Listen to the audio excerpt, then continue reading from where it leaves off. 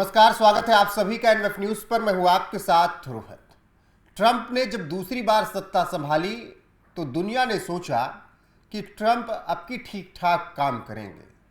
जो पहली बार में गलती करके गए या जो जाते जाते बवाल करवा के गए व्हाइट हाउस में, वो सब गलतियां ट्रंप नहीं करेंगे। लेकिन कहते हैं जिसकी आदत में ही लफ्फेबाजी, जिसकी आदत में ही झूठापन मक्कारपन हो, वो बदलता नहीं है। और उससे घाटा दुनिया को या सामने वाले को उतना ज़्यादा नहीं होता जितना उसको खुद को होता है। टैरिफ लगाई दुनिया के तमाम देशों पर, भारत को दबाने चले थे। भारत ने कहा लो, नहले पर दहला। भारत को असर नहीं पड़ा 50% तक टैरिफ के बाद भी, लेकिन असर अमेरिका को पड़ रहा है। कैसे, ये समझाएंगे वरिष्ठ पत्रकार पंकज प्रसून। पंकज जी, जब आपने ये बताया, जब हमारी बातचीत हुई, आपने कहा कि अमेरिका सुपर पावर नहीं रहेगा, तो मुझे लगा कि ऐसी तो तमाम बातें चलती रहती हैं। इतना आसान कहाँ है अमेरिका को सुपर पावर से हटा पाना, डॉलर की मोनोपोली खत्म कर पाना। किस आधार पे आप कह रहे हैं? देखिए, मैं ठोस कुछ फैक्ट्स आपके सामने रखता हूं जी।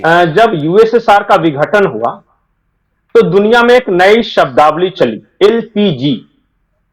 एलपीजी का मतलब लिबरलाइजेशन, प्राइवेटाइजेशन और ग्लोबलाइजेशन। ये 90 के दशक की शुरुआत की बात थी और उस वक्त एक ओपन मार्केट कॉन्सेप्ट ये अमेरिका ने दिया दुनिया को कि बाजार है वो दुनिया में एकता लाएगा, we all are global village, ये सब बातें चलने लगी थी। अब वो बाजार में तीन चीजें अमेरिका ने अपना प्रभुत्व बढ़ाने के लिए दुनिया पे किया। एक तो फाइनेंशियल जो पूरा सेटअप था दुनिया का, वो अपने कंट्रोल में रखना। दूसरा टेक्नोलॉजी के माध्यम से, जैसे कि दुनिया में कहीं कोई काम हो टेक्नोलॉजी के माध्यम से, तो वो अमेरिकन टेक्नोलॉजी होनी चाहिए। और तीसरा सप्लाई चेन, ट्रेड का, वो अमेरिका अपने कब्जे में रखना चाह रहा था। तीन चीजें, पहला फाइनेंशियल पूरा सिस्टम हमारे कब्जे में हो दुनिया का, दूसरा टेक्नोलॉजी हमारे कब्जे में हो, और तीसरा ग्लोबल ट्रेड का सप्लाई चेन हमारे पास हो। यही था ओपन मार्केट कॉन्सेप्ट का, ये तीन आधार थे। अब मैं एक एक करके तीनों को बताता हूं, तब समझ में आएगा। जैसे फाइनेंशियल सिस्टम की बात कर ले तो दुनिया में जितने ट्रेड होंगे वो डॉलर में होंगे। दुनिया में कोई भी अगर ₹1 का भी कहीं सामान बेचेगा या खरीदेगा तो उसका एक कट मनी अमेरिका के पास पहुंचेगा। यह था डिपेंडेंस। बैंकिंग सिस्टम, दुनिया के सारे बैंकिंग सिस्टम को इन्होंने वर्ल्ड बैंक के थ्रू, आईएमएफ के थ्रू और इस तरह के इंस्टीट्यूशंस के थ्रू इंटीग्रेट किया और अपने कंट्रोल में लिया उस चीज को। ये चीज समझ में आ गई। पहला फाइनेंशियल सेटअप, दूसरा टेक्नोलॉजी। आप देखेंगे कि जब 9/11 हमले के बाद 2000 के बाद 2000 से 2010 के बीच इस दुनिया में कई टेक्नोलॉजी आई जिसमें वो अमेरिका के प्रति डिपेंडेंस बढ़ा है। जैसे माइक्रोसॉफ्ट आया सबसे पहले, उसके बाद ये सोशल मीडिया आया, इसमें फेसबुक, व्हाट्सएप, ट्विटर को आप जोड़ सकते हैं। अब ये क्या हुआ कि आप कुछ है, इंटरनेट आया उसी समय, ये 2000 से 2010 में कुछ भी आप कर रहे हैं ना ऑनलाइन, तो वो अमेरिका को जानकारी है। बिल्कुल, डिजिटल दौर, वो 2000 के बाद डिजिटल दौर आया, उसमें अमेरिका की भी मोनोपोली दिखी। बिल्कुल, वो दो चीज हो गया, फाइनेंशियल सेटअप हो गया इतने सालों से। जी बिल्कुल बिल्कुल बिल्कुल। तो ये तो फाइनेंशियल सिस्टम को अपने कंट्रोल में लिया, दूसरा टेक्नोलॉजी को कंट्रोल में लिया, तीसरा सप्लाई चेन। सप्लाई चेन कैसे आप देख सकते हैं कि दुनिया में जितने भी, जैसे कि ऑयल मार्केट हो गया, ओपेक को मैं एक्सटेंशन मानता हूं। उसके बाद जितने तरह के इन्होंने ये बनाए गुड, जैसे कि व्यापार में बहुत तरह के G7 बनाए, G20 बनाए, इस तरह के जो बनाया ना, तो ताकि ग्लोबल ये ट्रेड का जो सप्लाई चेन है वो अमेरिका के कंट्रोल में रहे। और यही नहीं, तीन वजहों से अमेरिका सुपर पावर है। तो ठीक है, ये 2010-12 तक चलता रहा। तीनों बातें आपने समझा दी कि अमेरिका सुपर पावर कैसे, बाकी डॉलर की मोनोपोली है। हाँ, अब एक एक चीज इसके सामने समझाइए। सप्लाई चेन कैसे टूटी? जी बिल्कुल। डॉलर की मोनोपोली कैसे खत्म हो रही है, डिजिटल जो हक रखता था डोमिनेंस अमेरिका, था, उसका हाँ, ऑप्शन डिजिटल क्या है? डोमिनेंस उसको बोलते हैं। हाँ, उसका हाँ, ऑप्शन देखिए क्या है एक एक करके अब मैं बताता हूं। हम्म। सबसे पहले 2010-12 तक, 2000 से 2010-12 तक अमेरिका स्मूथ चल रहा था। उसके खुलासे हुए थे, एक स्नोडेन खुलासा था 2013 में आया था, और एक विकीलीक्स था 2012 में आया था। इसने क्या किया कि ये बताया कि दुनिया कितनी वनरेबल है अमेरिका के चलते। आज अमेरिका डिसाइड कर, आपका इंडिपेंडेंस जो है वो सिर्फ फिजिकल इंडिपेंडेंस है, चले गए हैं, लेकिन आप हर तरह से उस पर डिपेंडेंट है। ये दुनिया को बताया स्नोडेन के खुलासे ने। उसके बाद सबसे पहले चाइना ने अपना एक इंडिपेंडेंट फाइनेंशियल सेटअप तैयार करना शुरू किया, अपना इंडिपेंडेंट डिजिटल सेटअप तैयार करना शुरू किया। आज जो चाइना है वो गूगल का इस्तेमाल नहीं करता, उसका अपना सर्च इंजन बिंगो है, वो अमेरिकी सोशल इस्तेमाल नहीं करता। ये सब उसने शुरू कर दिया अपना, कि अगर अमेरिका के टक्कर में हमें खड़ा हो, और जो भी देश अगर इंडिपेंडेंट रहना चाहते हैं तो उनको American technology, American financial system और अमेरिकन सप्लाई चेन से अलग रहे। अब देखिएगा कि भारत भी मोदी के आने के बाद 2013 में मोदी आए, 2013 में ही स्वीडन वाला खुलासा हुआ था। मोदी ने आते ही आत्मनिर्भर भारत, मेक इन इंडिया, इस तरह के नारे दिए। जो भी बड़ी इकोनॉमी है, आप जिसकी स्टडी करना चाहते हैं वहां जाकर देखिए कि वहां अब सेल्फ डिपेंडेंस की बात चल रही है, जो बड़ी इकोनॉमी है। रशिया ने भी वही किया। तो अब ये तो था, ये फाइनेंशियल अपना सेटअप तैयार करना, कर्ज लेना बंद कर दिया। सबसे पहले भारत भी अब ये आईएमएफ वगैरह से कम कर्ज लेता है, नहीं हमें चाहिए भाई, हमें नहीं चाहिए डिपेंडेंस, ये सब करना शुरू कर दिया।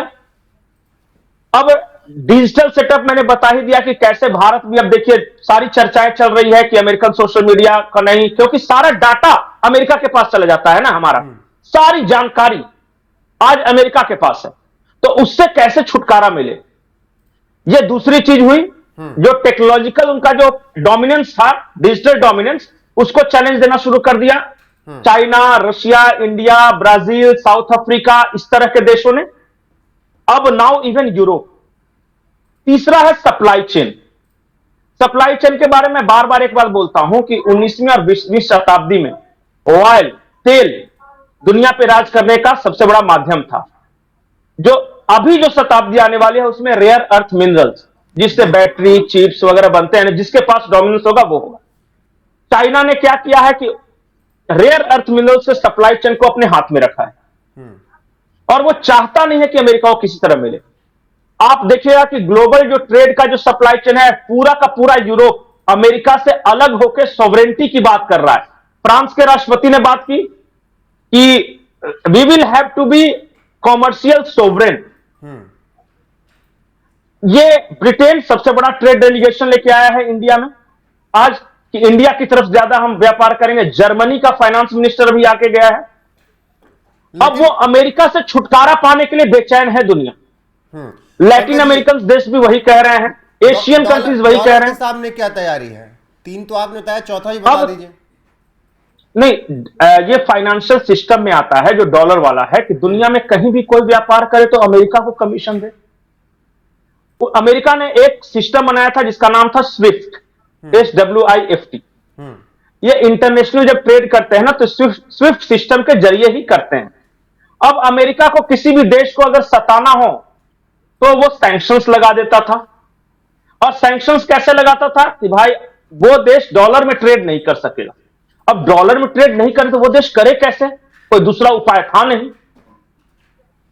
अब इसके जवाब में दुनिया के जो इमर्जिंग इकोनॉमीज हैं, उन्होंने सबसे पहले ब्रिक्स का ट्रायल किया कि ब्रिक्स हम करके आपस में व्यापार करेंगे। अभी आपको मैं कल की खबर बताता हूं कि यूरेशिया के 10 देशों ने यह आपस में मिलकर डिसाइड किया है कि हम अपना नया एक डेवलपमेंट बैंक बनाएंगे और डॉलर में व्यापार नहीं करेंगे।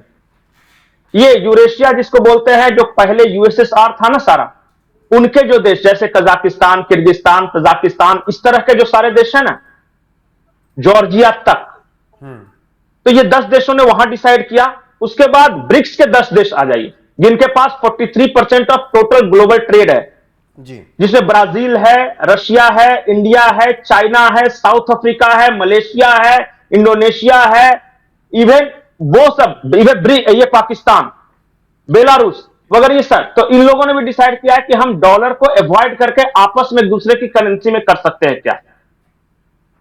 और यहां तक ये बात आगे बढ़ी कि अब एक और ट्रायल हुआ है। इस बार जो रूस का कच्चा तेल आया है, हमने युआन में पे किया है, चाइनीज करेंसी में। और चाइना कुछ करेगा तो वो इंडियन करेंसी में पे करके देख रहा है कि ये फिजिबल है कि नहीं। डॉलर का भी तो सोचिए कि 43% ऑफ ग्लोबल ट्रेड अगर डॉलर से डी डॉलराइजेशन की ओर बढ़ता है, और अगर यूरेशियन कंट्री डी डॉलराइजेशन की ओर बढ़ते हैं तो 50% टोटल हो जाता है। 50% ऑफ ग्लोबल ट्रेड डॉलर में नहीं होगा। मतलब हर एक तो मोर्चे पर ट्रंप ने अमेरिका को फंसा दिया है, एक्सपोज किया ना। आप टैरिफ को एज ए टूल की तरह इस्तेमाल करेंगे दूसरे देशों को दबाने में, तो फिर विकल्प की तलाश शुरू होगी ना वहीं से। और ये आज से नहीं हो रही है, ये तो ट्रंप आके सिर्फ वो देखिए, दरी पड़ा हुआ था नीचे, कालीन के अंदर कचरा था, ऊपर से खूबसूरत, इसने सिर्फ वो कालीन खींच दिया, गंदगी दिखने लगी। इस बेवकूफ ने सिर्फ ये किया है। लेकिन ये आत्मनिर्भर भारत, मेक इन इंडिया, स्वदेशी, तो माथे पे लगेगा ना। अब रशिया के बर्बादी का कलंक तो मिखाइल गोर्बाचेव के माथे पर ही आया ना, जिसके राजकाज में टूटा 14 भाग में। तो कोई ना कोई तो होता है। वैसे भी दुनिया में 50 साल से ज्यादा किसी देश का डोमिनेंस नहीं रहता है, तो मतलब किसी भी देश का वक्त पूरा हो चुका है। एक दौर था ब्रिटेन का, जिसके राज में कभी सूरज अस्त नहीं होता था। 50-60 साल के बाद उसका धीरे धीरे ये डिक्लाइन शुरू हुआ। बाद में 200 साल तक कहते हैं कि वो राज किया, लेकिन राज किया उसके बाद फिर जाना पड़ा। उसके बाद शुरू हुआ बाइपोलर वर्ल्ड, यूएसएसआर बनाम अमेरिका। यूएसएसआर फ्लॉप हुआ, फिर 90s के बाद से यूनिपोलर वर्ल्ड हुआ। तो ठीक है, 90 के दशक से 2025 चला। अब नया सिस्टम शुरू हुआ है, ग्लोबल साउथ, मल्टीपोलर वर्ल्ड, जिसमें अलग अलग देशों के अलग अलग गुट होंगे, जो कि फाइनेंशियल भी कैपेबल होंगे, और वो स्ट्रेटेजिक रूप से भी एक दूसरे की मदद करेंगे। कई इस तरह के गुट रहेंगे। ये कोई एक पोलर वर्ल्ड नहीं रहेगा। तो ये अब नए बदलाव की तरह है, multi polar world, multilateral engagement. अब किसका दौर आने जा रहा है? अब क्या होगा कि देखिए, जो दुनिया की जो इकोनॉमी है वो एशिया में शिफ्ट कर रही है। चाहे वो चाइना कह सकते हैं, चाहे इंडिया कह सकते हैं, या इवन एशियान कंट्रीज कह सकते हैं, जो भारत के पूर्व में है, जिसमें थाईलैंड, इंडोनेशिया, मलेशिया, ये सब, वो सारे देश, सिंगापुर वगैरह सब आ जाते हैं। तो पूरा इकोनॉमिक हब ये एरिया बनने वाला है। यूरोप डाइंग डाउन, मतलब 2% के आसपास का ग्रोथ है एवरेज, और इस इलाके का ग्रोथ है 6%, 7% के आसपास। जी ठीक है। पूरा बज जो है दुनिया का इकोनॉमिक बज है एशिया में, या फिर इसके बाद फिर अफ्रीका के कुछ कुछ ब्राइट स्पॉट है, जैसे आप ब्राजील की बात कर रहे हैं, ये लैटिन अमेरिका में है, या फिर साउथ अफ्रीका की बात कर रहे हैं, लेकिन ये सबका नर्व सेंटर रहेगा एशिया। अब यहां से दुनिया चलेगी। बिल्कुल। तो आने वाला, और इसलिए एंगेजमेंट बढ़ा रहे हैं लोग। आने वाला वक्त बदलने वाला है, और ट्रंप ने जो माहौल बना रखा है उसने अमेरिका की बर्बादी लिखी है। कैसे, उसी पर हमने चर्चा की। पंकज जी ने कई मोर्चों पर आपको समझा दिया कि किस तरीके से अमेरिका ने अपने ही पैर पर कुल्हाड़ी मारी है, और दुनिया टैरिफ के बाद विकल्प कैसे तलाश रही है, और उस विकल्प से अमेरिका कैसे सुपर पावर से हटने वाला है। बाकी बने रहिए हमारे साथ। देश और दुनिया की हर एक अपडेट आपको यहाँ पर मिलती रहेगी लगातार। नमस्कार।